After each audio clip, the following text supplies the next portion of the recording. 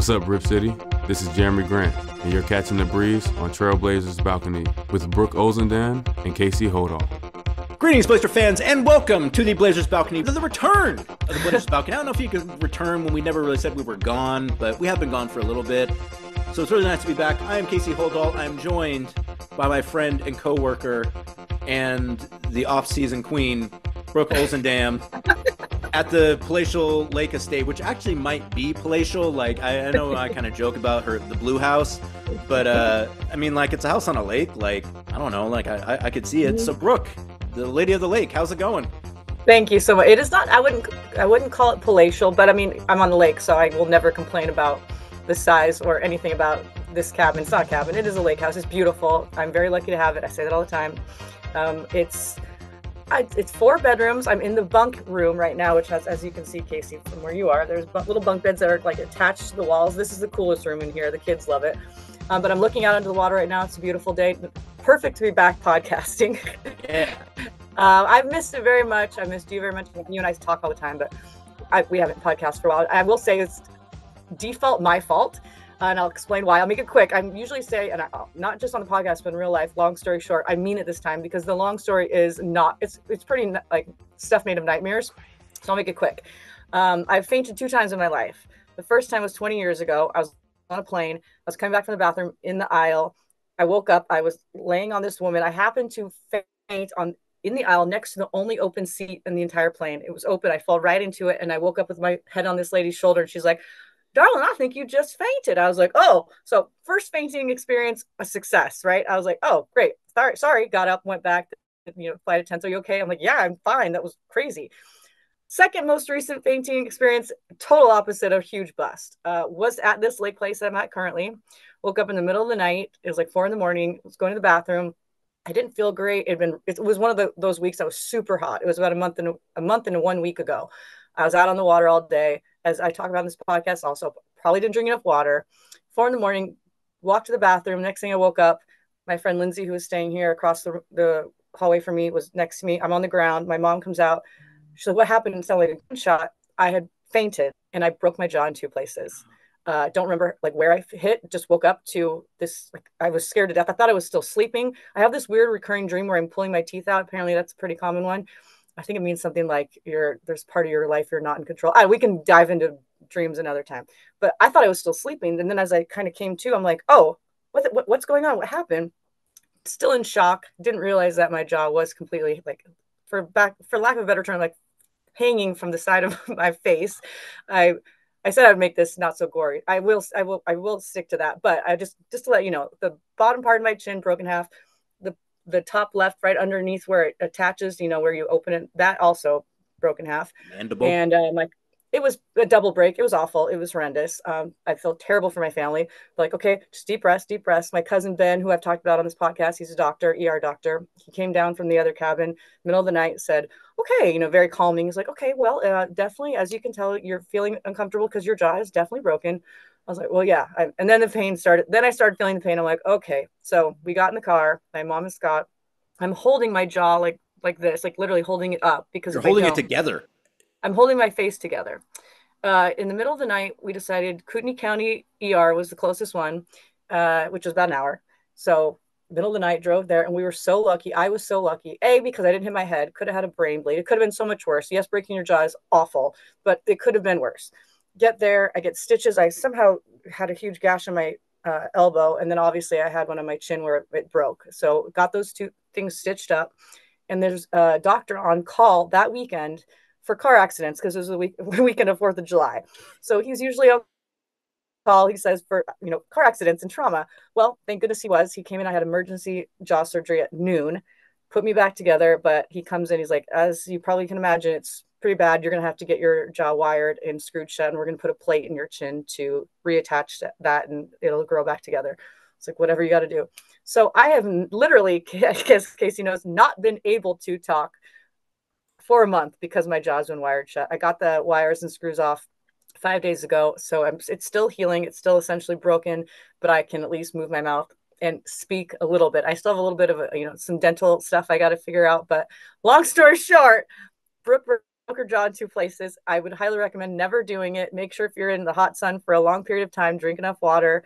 And if you're going to go to the bathroom in the middle of the night, go slow. Just don't just hop up and think you're going to make it. Just go slow. Just go slow. So I'm sorry. It's my fault. We've been gone for so long, and that I'm so happy to be back. Did I make that as short as I thought I made it? Or I mean, like, you could go the entire podcast with this story, and I think people would be interested in it, Brooke. But I would say too, another lesson there is when you pass out, stay down. Like, don't get back up, because you've already gone down once. You're already in a weakened state. Stay down there on the ground. Like, I've only passed out once in my life too, and I had to be like shaken awake. And I stayed there for a while. But I'm really glad you're better, Brooke. But that is incredibly scary. I didn't even know you could break your jaw in the middle. Like, I mean, obviously, like on the like your jaw is a joint, like it like locks in. So like that makes sense to me. Like the dislocation part, or like breaking any of the bones like around it, that makes sense. But the fact that you went like chin first into something and with enough force to break your chin in half, like, I wouldn't have thought that was possible. Me neither. Lindsay said she got up because she for sure thought that someone shot a gun in the house. It was that loud. She's like, I thought someone was shooting a gun. That's true too. Yeah. Can you? I mean, like, you were in a state of shock, I'm sure, but like the sound of your jaw breaking, like, was probably like. Yes. I mean, I've heard bones breaking like in games, and it's like you hear it for sure. Like, yes. Nerk. We all heard Nerk. Yeah. In a quiet cabin in the middle of the night, it must have been exceptionally loud. And that I am grateful. I feel terrible that they heard it, and we're like, what the heck was that? And then they come out to me laying on the ground, bleeding out of my face, bleeding on my arm, and me going, I don't know, I was just going to the bathroom. But it was apparently exceptionally loud. And you're right. I did try to get up, and they're like, don't get up. And then I fainted a second time. And then that's when they're like, just stay, So I'm like, okay. But I was so confused. I had I didn't hear it because I was not with it. I was out of it. So when I came to, I still didn't know that it had happened until I started feeling like there's something more. Oh, that's blood. Okay. Oh gosh, those are teeth. Oh gosh. Okay. This is real life. You're not sleeping. And then everyone around me was like, okay, stop, and then I realized quickly what had happened. And then it's a weird situation. If anyone's ever been in something similar where something very, very bad has happened, but you're just so confused that I was just like, okay, let's go to the hospital. Like, let's go. And I was like, actually, for me, I'm not that person that people would call when they're in like, okay, something's terrible happened. Let's call Brooke. She'll help. No, I'm not that person. I just freak out too. I'm like, I don't know. What do you think?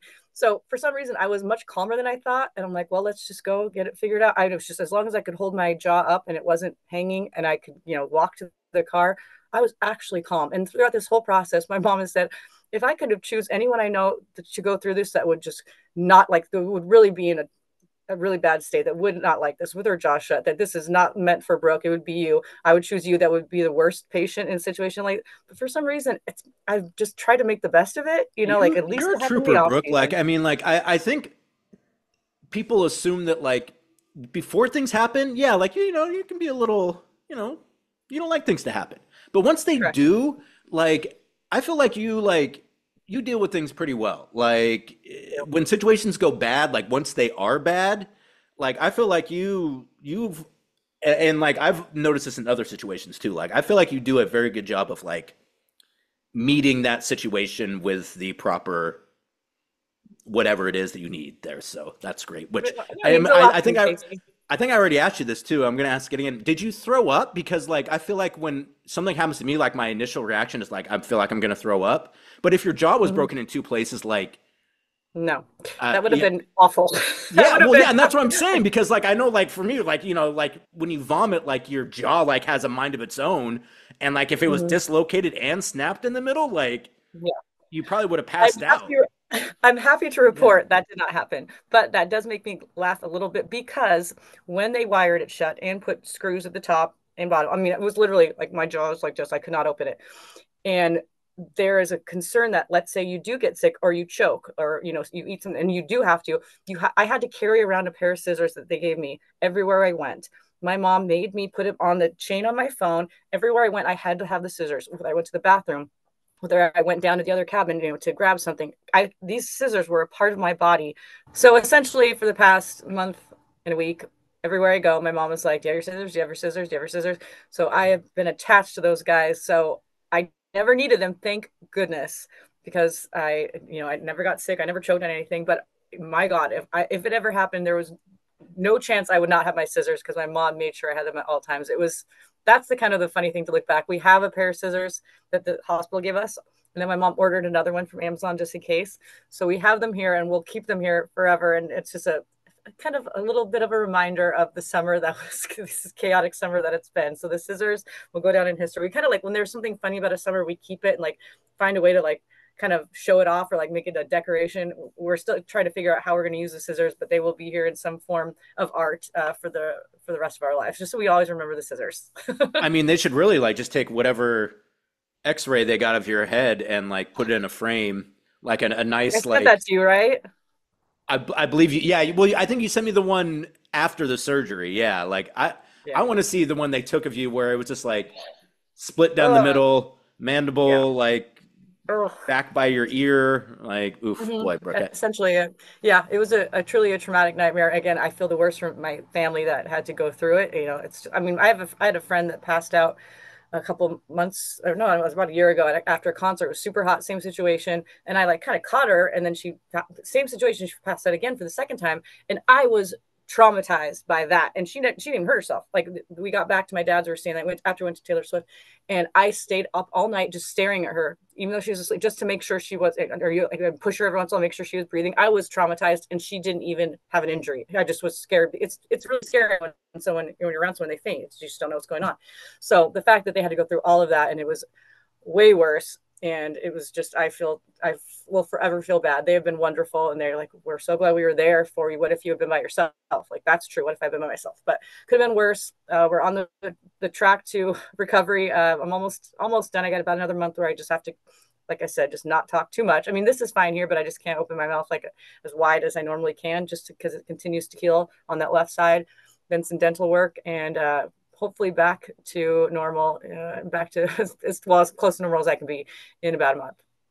Well, yeah, I mean, I'm a little concerned though, Brooke, because a few years ago you broke your thumb at the beach or at the lake. Same weekend. It was the same weekend too. A few years later, you destroy your jaw. Like, I don't know that whatever the next thing is, like, I don't know that you'll be able to handle it. I know someone else said that. Like, I was like, you know what? I think now that I look back, it was the same weekend, and they're both ridiculous. They're not nothing's cool or exciting about either of them. Like, well, it wasn't like a fun, cool parasailing accident or something. No. I literally just fainted on the way to the bathroom. Well, and you broke your foot this year too, right? I did. I broke my foot sledding. Nothing. Cool. That was sledding though too. So yeah. So I mean, yeah. I just need to stay in my room and never. We gotta. Everyone gets so concerned about players. We're like, oh, we gotta do something. It's like I think we might try a bubble wrap situation with you, Brooke. At least, I mean, like we depend on you too much. Like we can't have you incapacitated or dead at any point in time. I shouldn't even say that. No, I appreciate that. And like I said, trying to look at the silver lining, it happened in the off season at the lake. I don't have to report for duties. Like, I mean, I did. This is funny. This is a funny part about this whole story. I normally, as everyone knows, would go to the Pickles game, which is a Blazers night, right? I love going to the Pickles. Blazers night is awesome. I've thrown out the first pitch before, and then I, won the pickle drinking contest one year, killed it. And so this year I was slated to do it, and I was, of course, so excited. It's like my favorite night. This happened. I clearly cannot go out and throw the first pitch. I can't be. I need to, like, this is right after it happened. So I sent a message to the powers that be. I'm so sorry I cannot do it this year. I really feel bad. Oh, they go and get Matisse Thybulle, who goes viral, and everyone's like, "You were so worried you couldn't do the Pickles game," and I'm like, I had no idea. I think they came out okay on this one. Like, it was adorable. He threw it out an actual pickle, and I was like, no one even thought about me 1 second of that day. Matisse came in and stole the show. I thought about you, Brooke, because Matisse hates pickle juice. And he had never had it before, and so they give him a pickle juice drink that had like kombucha in it, and he was like, "Oh, this is terrible," and I was like, "Give it to me. I'll drink it." Yeah, and then they brought out the shots, and he was like, "Oh no," and I was like, "Give me these pickle shots," because I mean, and Brooke loves pickle juice. So I love it. While yes, you don't maybe carry the same profile as a Matisse Thybulle in terms of your like pickle knowledge and appreciation, you're leaps and bounds ahead of of Matisse. The whole time I'm like, it's the original Gatorade. Like this is this is what you're supposed to drink, electrolytes. And no one was buying it but me. And I would have been right there with you. I know you would have been throwing them back, Brooke. But I'm glad things worked out. I'm glad you're doing better. Thank you. You'll probably maybe have some issues getting onto flights this year because of the additional metal in your mouth, which is my segue into the fact that the NBA has released the 2024-25 NBA schedule for all 30 teams, including your Portland Trail Blazers. 80 games on the schedule, which is a little bit different than in every year before last year because they have to add the 2 games that you play in the in-season tournament, or if you don't make the in-season tournament. But either way, we know the 80 games the Portland Trail Blazers are going to play this year. We know that the first game will be on October 23rd versus the Golden State Warriors. 82 games, and a couple months later, they will finish up their season by hosting the Los Angeles Lakers on April 13th in 2025. So starting the season at home versus Golden State, ending the season at home versus the Lakers. A bunch of games in between. Let's go ahead and do a breakdown here real fast, Brooklyn. The Trailblazers, the games by month breakdown as follows. They have 5 games in October, 3 on the home, 2 away. 15 games in November, 6 at home, 9 away. 12 games in December, including a couple in-season tournament games. They have to add to the schedule that has been released. 7 at home, 5 away. January, 16 games, 8 at home, 8 away. February, 12 games, which is a lot of games for February, by the way. 6 at home, 6 away. March, 15 games, 8 at home, 7 away. And April, 7 games, 3 at home, 4 away. 13 back-to-backs this year, which is about average. I think maybe a little bit less than we've had the last couple seasons. 6 of those are road and road back-to-backs. 4 of those home and home back-to-backs. 3 of those home and road back-to-backs. And no road and home back-to-backs this year, which I don't think we had any last year either, actually. And a couple long road trips. Quite a few long road trips, actually. 1 7-game trip this year. I think last year we topped out at 6 games, and I think we had 2 of them. This year, 1 7-game trip, 3 5-game trips, 1 4-game trip, 2 3-game trips, 2 2-game trips, and 4 one-off trips. And as far as homestands go, the longest homestand, 14 games, the longest road trip, 13 days. That one is the Utah, Washington, Brooklyn, Cleveland, Philadelphia, Boston, Oklahoma road trip that spans the end of February through the beginning of March. Again, Brooke, as both of us have worked in the league for some time now, both of us have worked for the Portland Trail Blazers for some time now, schedules tend to kind of flow into a pattern year after year after year. And I feel like this one pretty much does that for the Trailblazers. A lot of the times where we're gone for extended periods of time, it's like we have a long trip in the beginning of or a long trip at the end of December, but we're home for Christmas. And then a decent road trip to start the year. I feel like we do that quite often. We always have 1 long road trip in March. This year we have kind of 2 long road trips in March, particularly one that's split up between the end of March and the beginning of April.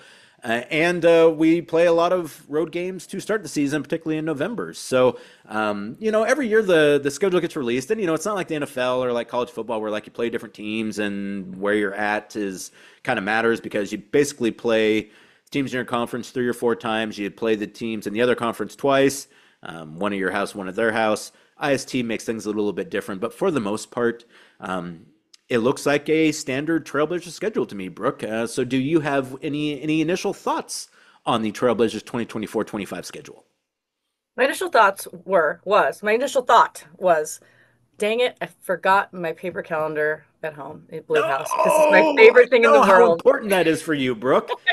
It's like, and this is why people say you shouldn't have a paper calendar. What if you forget? I get it. And I do take pictures of it. So, but I still have it. I know what I have to do. I can just look at my phone, but I like to have it ready, open right as soon as I get this schedule. It's my favorite thing. I sit down and I put everything in with a color coded home and away. And then I look at this, the places that I have family, friends that I, want to see. And I kind of figure out, will I be able to see them here? It's my favorite thing to sit down and do the calendar. So I was so mad at myself when it came out and I go to get my calendar. I'm like, oh man, I didn't, it's sitting right at home. I know where it is and everything. So I did order one from Amazon. It arrived today, just a temporary one, so I can still have my ritual of writing them in. I was going to say, if you hadn't replaced it, I was probably going to send you one. So yeah, I'm glad you did. Very kind of you. Yeah, I did it right away. I was like, ah. So I overnighted. It's here. So I will do that all, and then I'll figure out, how I don't know if I'm going to take this new one and then put the old ones. I'll figure it out. But my initial thought was, darn, I don't have my calendar. Then I went through and looked, and I agree with you. There's nothing that like jumps out that's too like totally crazy or too different than past seasons. It just kind of you look at the away games and you say, like we always talk about, do we like them more heavy at the beginning of the season, more towards the end of the season, or just kind of sprinkled through? And it looks like it's pretty even. I'm looking at it right now, and of course you just went over all the details, but it looks pretty similar to last season in particular. I feel like, and then you talk about the back-to-back, similar too, and the long road trip. We know that's coming every year, so no surprise there. But yeah, I know we'll get into it too. But I like when we're in the same city, or we play the same team back to back in their city, so we're there for a longer period of time. I know we'll talk about the New York trip too, but we're going to be in Denver for a little bit. I feel like that's been happening more recently over the past few years than it was from the past, and I really enjoy that. That's personal for me. I don't know why anyone wouldn't, but maybe they don't. But I just like being. If we're going to play Denver twice when we're there, might as well do it, and take some time off of our flight. So I like that. I think overall, decent. I think it looks very similar to last year, and we have the TNT game, so that's one game I won't work. I always look at that because I'm like, I hope it's not a team, and that's always about it. So the one game. I mean, like people, we haven't said it yet. I guarantee anyone who's listening to this podcast knows exactly what the one national TV game we have this year is. It's versus the Milwaukee Bucks at home, as you would imagine, on what day is that? January 28th, which is again like it seems like that's about the time that they came last year too. I think was at the end of January. So yeah, our good friend Damian Lamont Ollie Lillard the fourth will be in town that day. So yeah, so Brooke, you get that day off. You can go kick it at the place in Stafford, or you can go to McMinnville Toyota and playing some Toyotas, and while the man himself is in town. So yeah, it's I would agree, Brooke. And yeah, so you did mention about the kind of the multiple stage, and you're exactly right, Brooke. That's something that the NBA changed, I would say 4 or 5 years ago. To limit the amount of travel. The idea is like, well, we're trying to be more green. We're trying to be more we're trying to take some of these days off. So if you don't have to go back and forth, multiple times to the same city, it makes it a little bit easier. And so you look at some of the teams that they play on consecutive days, and this is both at Moda Center and on the road. So basically they start the season with the Golden State Warriors, and then they host our good friend CJ McCollum and the New Orleans Pelicans twice in the second and third games of the season. So we're done with the home games versus the Pelicans within the first 3 games of the year, which, I would say too, Brooke, I think generally that's fine. The only, like, if you're a team that is really kind of has some high hopes and you're really paying attention to tiebreakers, like in theory, I could see the idea being that, like, I don't want to play a team twice in 2 days because what if we have an injury? What if we're missing one of our main guys and we're going to miss both those games? So like now we're a little behind the 8 ball on that. That's the only reasoning I could come up with, and even then, it's not really a good reason. But that is one thing you could look at. And then we play the Pelicans again, actually, in New Orleans on our first extended road trip. So, we're knocking those out quick. So we play the Pelicans in back-to-back games at home. We play the Timberwolves in back-to-back games at home on November 12th and 13th. So that's actually back-to-back. One of those games the first one being an in-season tournament game. We're also doing Houston on the road back-to-back. So that's 3 teams right there that we play consecutively. I know we were doing the same with Denver in February. And any others? Phoenix at home. We're doing Phoenix at home back-to-back too. Oh, yep, that's right. And to begin February too. So, and yeah, there's a day off in between. But yeah, so that's 5 teams that we're playing on those consecutive games. And a lot of those are in Portland, which also makes sense too, because, for other teams, we're the farthest reach in the Northwest. So yeah, if you're New Orleans, you consider a map and you're like, New Orleans is in the southeast and Portland is in the northwest. It would probably make some sense to not make both of those teams go back and forth. New Orleans and Memphis for me are always the two where I'm like, that's too far to travel for 2 separate trips. And again, and particularly because they're in the West, it feels different when you're on an Eastern Conference trip, it's like I know I'm going to be out here for a while. It's whatever. Like, Yeah. but if it's in a team in conference, all you're thinking to yourself is like, why the hell are we in Memphis twice? Like, it's a 5-hour flight. It's so far away. So I think it's smart, at least for them, to knock one of those out. I think, are we going to Memphis twice? The only thing I didn't count is I didn't count the teams that were playing only 3 times in the Western Conference. And I think maybe Memphis is one. Actually, I'm not even going to say that because I didn't count it up. But At Memphis, I think we're only playing them 3 times. No. We play them a 4th time in March. So okay, there you go. There you go. Yeah, that's interesting how they decide that. But anyways, yeah, I agree with you. Those are the weirdest, not the weirdest fights, but I always think they're not going to be as long as they are to Yeah. Memphis or to New Orleans. It's like, oh, well, it's just like halfway over there, right? Then I get on the plane, and then you hear what time we land, and we're always like, oh, that is so much longer than it should And on be. the flight there, like when you start a trip, it's like I feel like flights from Portland to wherever, like they go super fast. Like because you're on the trip, and usually everyone's kind of like, yeah, we're leaving. Like you're in a mindset where you're ready to kind of get out there, and you got work to do. So like, and it's during the day, so like it feels like it goes fast. Yeah, that night flight home from, in this case, let's say Indianapolis. That's a long ass flight to come back in the middle of the night, and like, yeah, that's the one where like you set your watch too, because you're like, I don't know how long this is gonna take. So, so yeah, I guess those are initial thoughts. Is that yeah, like it looks like a Trailblazer schedule, and I don't even know that you can really make these kind of definitive statements. I think it's a good schedule. Like I don't know exactly. Like it doesn't seem like there's a ton of back-to-backs. You look at the road trips, and generally one of my big things is always like, let us come back west when we're coming back on trips. And for the most part, they do that, except for that road trip at Oklahoma City, at Houston, at Memphis, at Indiana. That's a weird trip, which we're going to talk about here in a second, actually, probably. So yeah, it looks like a Trailblazer schedule. As most NBA schedules, again, they kind of break out in the same ways. So in one regard, it's like the last big piece of offseason news, and then everything kind of shuts down until training camp starts. But on the other hand, too, it's like, I mean, it's good to know, but also it's like it kind of looks the same every year. Like it's not. No, I agree. It's not like, again, it's not like the NFL where it's like there's a lot of different ways it could go. NBA schedules are basically there's 1 or 2 ways they can go, and this is one of the 2 ways. Yeah, and you're right. It's just nice to kind of have it in front of you and look like, okay, even if one of your places you like to go is we're not going towards the end of the season, it's fine as long as you just you can plan a little bit. And I'll tell you, like my family and friends, that they love it just as much as I do, not more, but just as much that like they can plan too. Like my mom's like, the second you get that, I have to plan, and it's kind of like that when our season starts, that's when we're working, right? And we're really working, and our lives, kind of, I mean, they revolve around work during our season because we're traveling so much and there's so many games. So it's nice to everyone close to you can kind of look and say, okay, you're going to be here, you're going to be here, then you're going to be home at this point. And I always look, as you mentioned at the beginning, at holidays. We're going to be home for Thanksgiving and Christmas. So plan around that. And it's just nice to look and just kind of, feel like, okay, I like it because it reminds me, okay, it's around the corner. I know it's not tomorrow, but we're getting closer. And it's just nice to see it physically, be able to, turn to a page and see when we're going to be home for a little bit or when we're gone, and if people can, come out and see you when you're on the road. And I love it so much. And that's why, again, not to beat a dead horse, but I was so mad at myself for not having my calendar, because it's just like euphoric for me. So I will get that done tonight now that I have it.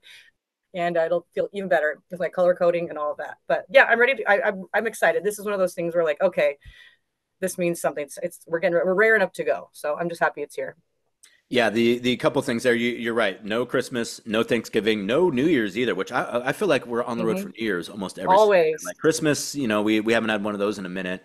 And we've only been on the road, I think, once or twice for Christmas lately. But like New Year's to me is always like we're always gone for New Year's. And granted, we leave on New Year's Day to head to Los Angeles to start a 5-game trip versus the Lakers. So, people might be a little crusty on that flight, but at least we're actually home for New Year's. So, that is kind of nice.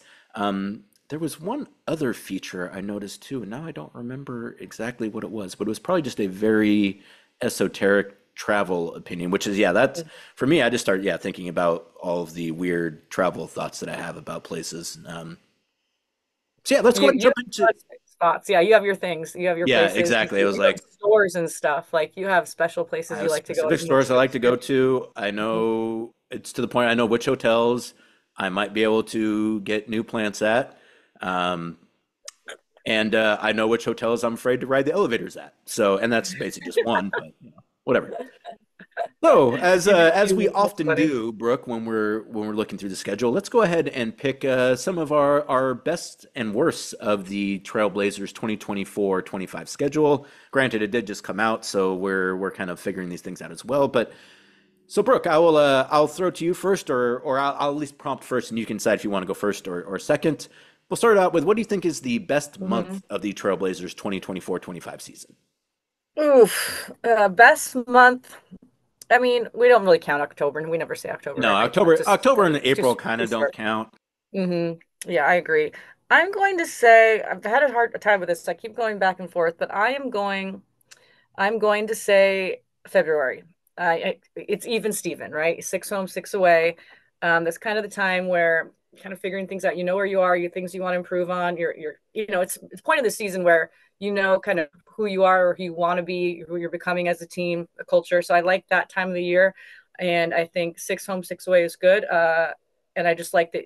I guess there's nothing huge about it. I just like that it's not one way, it's not too much on the road, too much at home. It's kind of even. I like that. And like I said, I like that time of year. That one, but I also like December home a December is lot. my pick. Yeah. Okay, yeah, it was between that and December. December, Can no you tell back me to why backs. December? In all of Hmm. December, at least by my count, there's no back to backs. I think I got that right. The home and road games are pretty well spaced out. We have more home than away. Um, and again, 12 games over the course of a month with 31 days is actually like pretty light. Um, Hmm. so yeah, so I'm going with December for my best. The only thing I'd say about February too, Brooke, and you're right, February is actually a pretty good month. Those are one that's you're playing some. It's a good mix of teams. Like there's Hmm. not like there's some games you probably feel like you can win in there. Not to, and you're exactly right. The split is even. My only complaint about February though is after we had a super long All-Star break in 2024. This one's a shorter All-Star break because we play at Denver on the 12th of February, and then our first game back is versus the Lakers at home on the 20th. So that's only 8 days total, not counting basically the first day. So like Yeah, that's basically just a 7 day All-Star break. And again, I feel like last year it was like maybe 10 days because I felt like it we seems got long. done we had like a few days off before the actual start of the All Star break, and then I think maybe we even had a day off before the start of the All Star break. We So did, we did. We that was crazy for us. We had two extra days that other yeah, most teams did not. exactly, and we're just like, hey, awesome. So that's Okay, cool. my only beef about February. But yeah, I would say December because the lack of back to backs.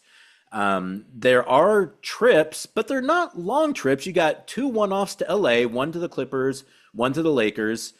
You have a two-game trip, San Antonio, Dallas, right before Christmas, which it's like, and then that's it. Like, so you only have Mhm. four road games the entire month. None of them are longer than two games. Like, so those are quick Good. trips, no back-to-backs, and home for the holidays. So I'm going with December, Brooke. It's a nice I one. like that. Did you also want to talk about the worst one? Yes, that is the next question, Okay. Brooke. What is the worst month of the Portland Uh, Trailblazers? I am feeling November November. Okay. because a six home, nine away, and then four, it appears, four back to backs Four back to backs. in That that is a month. lot. Yeah. That's a lot And- for one month. By far, well, not by far. January has three, but there's a lot. Most months are one, and like you mentioned, December there isn't a single one. So four is a lot, and nine away games. If I had to choose like the roughest month, it would be November. And there's some good teams in that during that stretch too of the away. Not they're not like nine away in a row. Obviously, they're different road trips, but there's some tough ones there. So I think those factors, the amount of back to backs, that might be a tiring month. Yeah, you're exactly. And I don't think there's really any question. I mean, I think you can maybe make a case for March if you kind of wanted to be argumentative, but it's pretty obvious it's November because you're right. Like, there's a lot of back-to-backs. They are tough teams. There is a 4-game road trip and a 5-game road trip. That 5-gamer, especially, as I mentioned, Oklahoma City, Houston, Memphis, Indiana. That's not a great road trip for a lot of different reasons. Yeah, that's a toughie. And boy, okay, no, that's some of the times on this, or we might be working off an old one here, but I thought that for a second never mind. Didn't anyway. So yes, it's November, Brooke. That's a tough one. But a chance to test yourself early. And also, when you're a young team, like, I feel like when you're young and a developing team, you probably want to play some good teams early in the season because maybe you catch them a little bit, like, and maybe, before they kind of round into form, maybe you maybe jump on them a little bit. So I like that very much. You're right. We'll be kind of a new look team too. Like, you got Danny Avia, so like that's a big change. You figure Donovan Klingen's gonna be playing some minutes. Though again, if both DeAndre and Rob Will are healthy, then it becomes a little bit of a crunch. But yeah, I think November a good chance to see what this team is made of too, Brooke. Right from the gate. So yeah, I think you're right about that. Moving on. What do you think the best road trip of the year is, Brooke?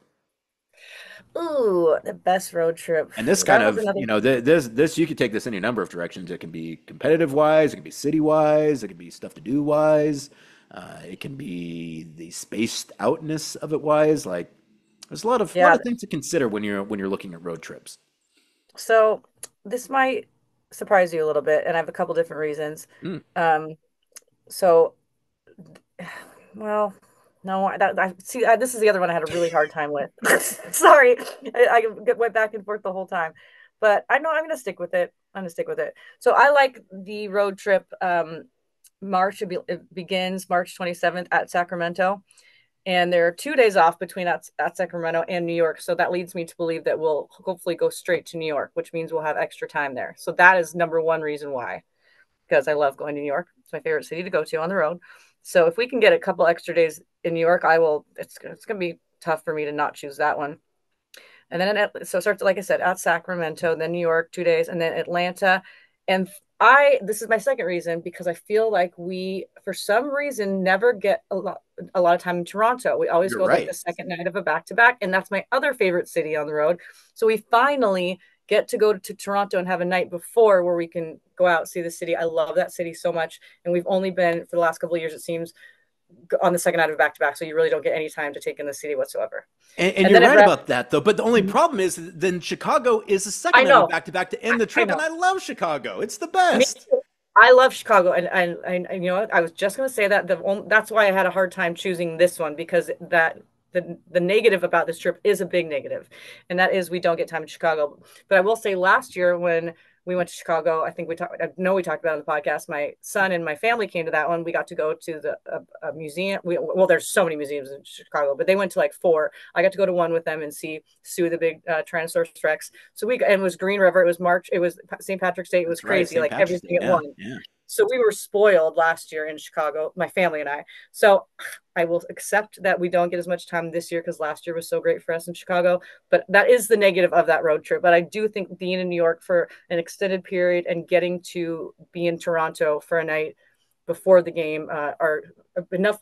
They're big enough positives for me that I will choose that.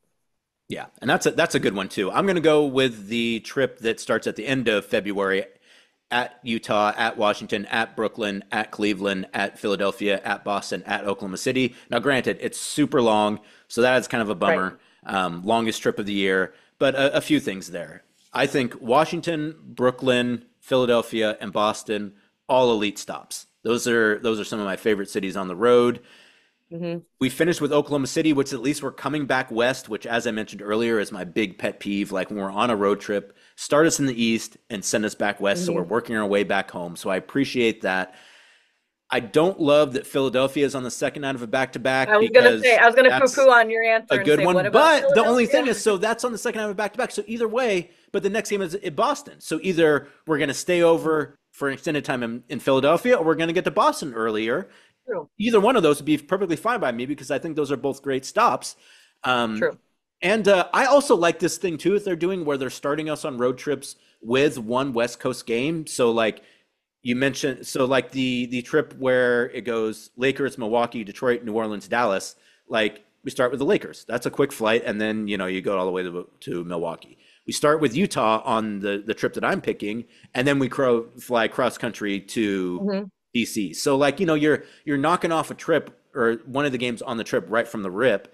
Now, granted, would I prefer if that was actually the end of the trip? Yes, but at least it's nice they're getting them in there. So that's my pick as well, Brooke. Worst trip. And we got to hurry up here because we're already running into time, I guess. All right, worst trip. I'm going to say, well, at Houston. Oh, sorry, starts at Oklahoma City. Sorry, everyone, but OKC, Houston, Memphis, Indiana is my worst one. My only highlight of that trip is my favorite boutique on the road is at Oklahoma City. It's the highlight of OKC for me. There's a boutique I love to go there. So you have your stores, I have mine, and that's where it's at. I just randomly found it in old OKC one day. Love it. Other than that, I don't love all the stops, and the weather probably is not going to be great. I'm going to go off board on this one, and I'm going to say Miami, Orlando, Charlotte, the 3-game. And the reason why is because going three games all the way across the country is not Casey's bag, and also I'm not a Florida guy either. So like the charms of Miami do not hold the same sway with me that they hold with others. So for me, it's like we're only playing 3 games, and we're going literally to the boot of the country that's on the opposite end to get there. Like, no, I'm not down with that. So I'm taking that one. That's even though it's Miami and Orlando. And Orlando and Charlotte are back to back. Exactly. Oh yeah, you're right too. So yeah. So and what's going to happen? We'll stay in Miami. So I'm not even getting a chance to go to Universal Studios, which that is a bad trip. No one thinks about that. Where is Casey going to be able to go on trips to music? I think about that. All right, we gotta hurry up here though because I had mentioned we are again. So I'm going to ask you some of these real quick, Brooke. Since we've stayed a lot of different places in Los Angeles, where do you prefer to stay when we're in LA? Marina Del Rey, which is where we used to stay. Downtown, which we used to stay sometimes, but we don't really seem to anymore, or Beverly Hills, where we've been out for the most part the last couple of years. This is going to be an unpopular choice, but I like to stay downtown. It's more about proximity to places, like get a coffee, get lunch, get dinner. I like to walk out and be there. All 3 beautiful places, but I'm more about proximity to places close to the hotel. Yeah, and I'm going to say Beverly Hills, but I agree, and because Beverly Hills is kind of a pain in the ass sometimes. But there are a couple places that are around there that are kind of fun to go to, and there's a good jogging area there too now, which there is, and great people watching. Yeah, and also I don't know when we're there, but if it's any time during the Christmas time, they have that fun Christmas display there in Beverly Hills, so that's kind of fun too. Christmas and Hanukkah as well. This year too as well. After a past couple of years where we play both the New York teams in one stop, this year they're broken up into 2 stops. Do you prefer that, Brooke, or do you prefer to be in New York for the extended period of time? So you get more trips or longer trip? What do you prefer? I like the longer trip because then you can plan. Like I want to go here this night. They go here this night. I prefer to be. I like to not. I don't totally unpack, but I do take. I do kind of take my stuff out and know where it is. I kind of put stuff away, not the whole bag because that's too much, and especially it's going to be a long trip, but. I like to be able to kind of get comfortable, especially in my favorite city, and know we're going to be there for like at least 3, maybe 4 nights, and then plan everything I want to do in that city. So I prefer there longer rather than 2 stops because you never know what if it's a second night of back to back. You're only there for a little bit, so I like it all in one. Plan it out. You're going to be there. Do the things you want to do, and as much time in New York, back to back days for me is my choice. I agree. It's better to do it on one trip. One, it saves travel, but 2, you get additional time. And usually, I feel like a lot of times when you do that both on the same trip, I feel like one is usually like an afternoon game, which is kind of nice too. Because Brooklyn is always afternoon. I feel like. Yeah. Which it's nice to have an after because then you can maybe kind of like do something at the end of the night or kind of mix it up. And they say it never sleeps. It does sleep. New York sleeps. You gotta sleep. Yeah, but yeah, I agree. I prefer to knock them all out at once, but it is kind of fun to go back and forth. And finally, Brooke, where is the one spot on the road that you have to go to every single year? You just mentioned your OKC spot. Give them some love. I can't remember the name of it right now. I knew you were going to say that. I got to look it up. I know how to get Well, there. initially, I was like, "Are you talking about the places in the downstairs of the hotel?" No. Gosh, no. It's considered. They call it Old OKC. Like I've been to Old OKC. Yeah. and they have a great little restaurant there that has a huge thing of pickles, and I always get one there. And it's a great spot. I feel so bad. It's a lady's name, and she was there. She was 8 months pregnant. She's adorable, and she owns it. And it's like in this kind of warehousey place where there's a brewery next to it. You'd never know it was there. It's awesome. And I promise you that next time we do this, I will know the name. I forgot that I didn't. I should have researched it before I got on here, but I need to give them love. I love it. So that is one of those spots, and I will remember it and get back to you. But I've said this before. I will again. My barbecue spot in Dallas, Texas, across it's the Dickey's gosh, Barbecue. It's the gas station barbecue place. Oh my I love it. I'm sorry. I know it. Actually, no, wait, I take that back. I take that emoting back, because the place that I have two places, yeah, and they're both food places. And one of them is in Toronto. It's called Juicy Dumplings, and it is a fast food restaurant that sells soup dumplings. And yeah, it's no better than the gas station barbecue that you're eating too. But I like it because we don't have it here. Just like, there was that one gas station barbecue place in Vancouver that was really good, but I don't know if they're open anymore. And that's just not something we have a whole lot of around here. So yeah, you're right. So like to have like something a little bit different, even if it's kind of suspect quality, there's a familiarity and there's something about that is great. So yeah, I take back my complaining about that terrible barbecue that you eat in Dallas.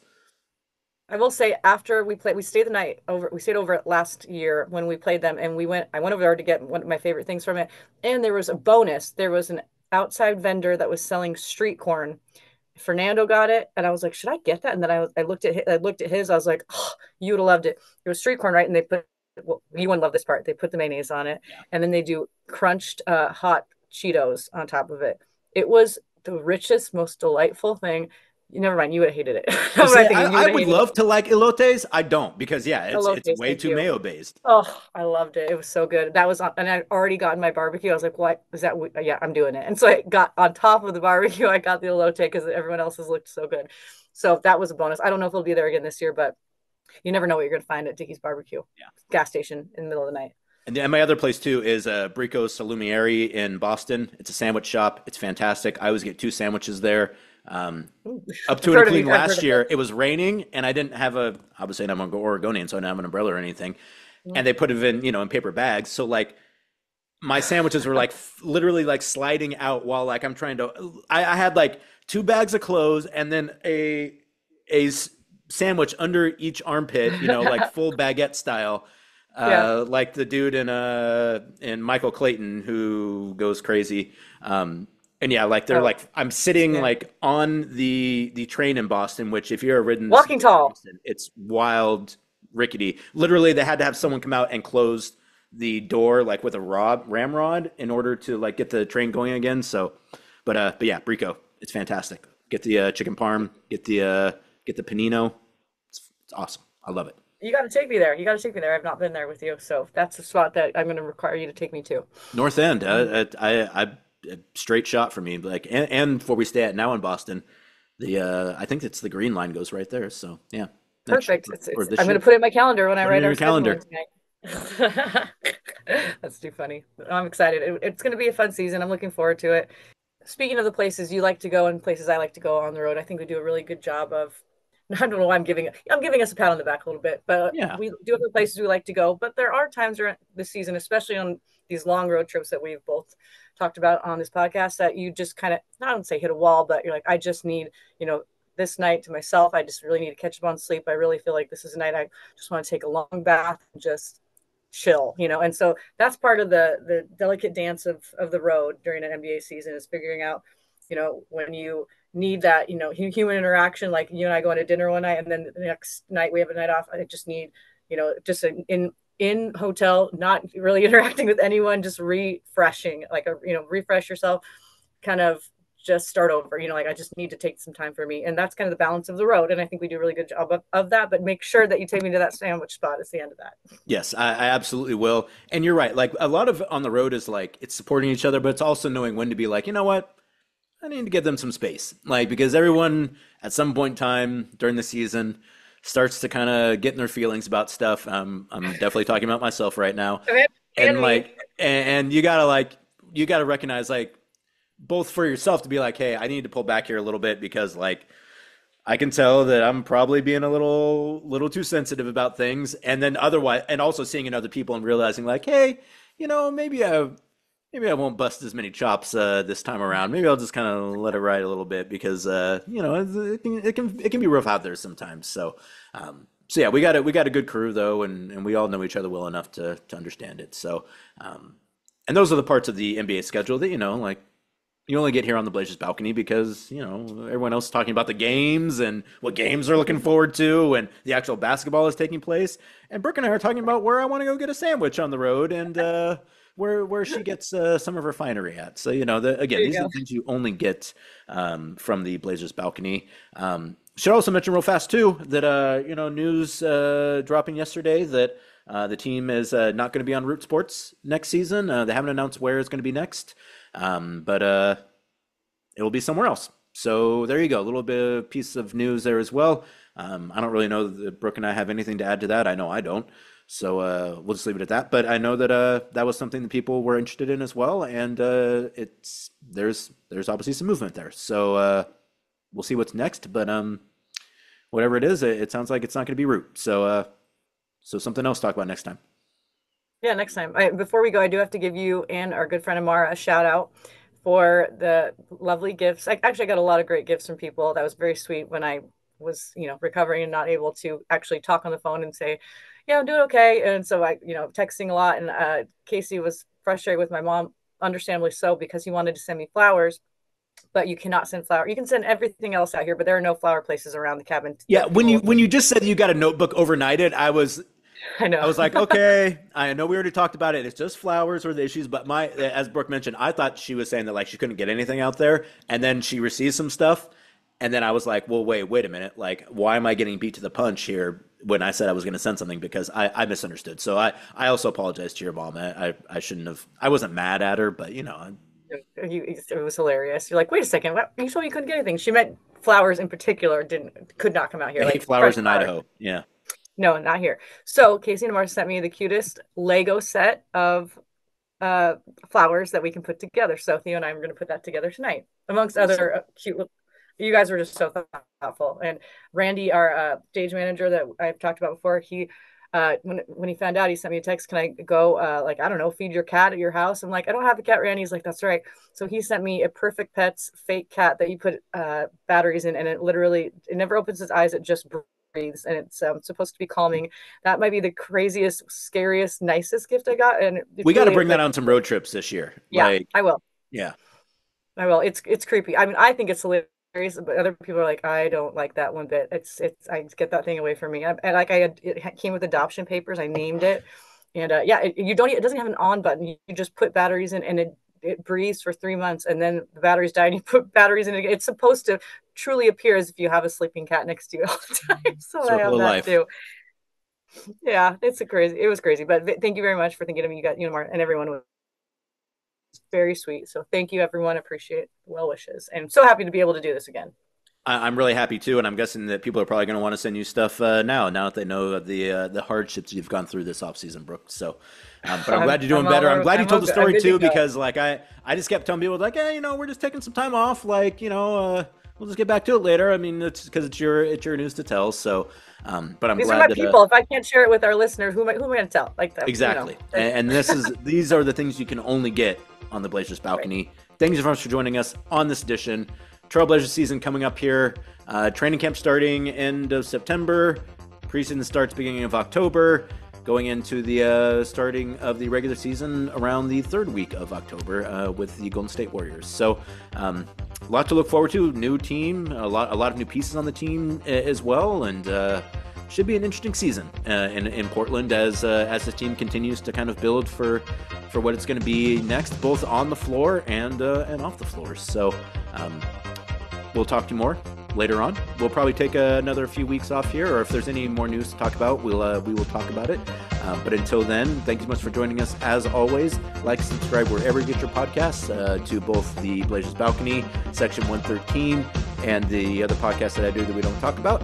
And thank you so much for joining us. So for myself, for Brooke, we will talk to you soon. Ms. Olzendam. It's been a minute. Peace out with my list.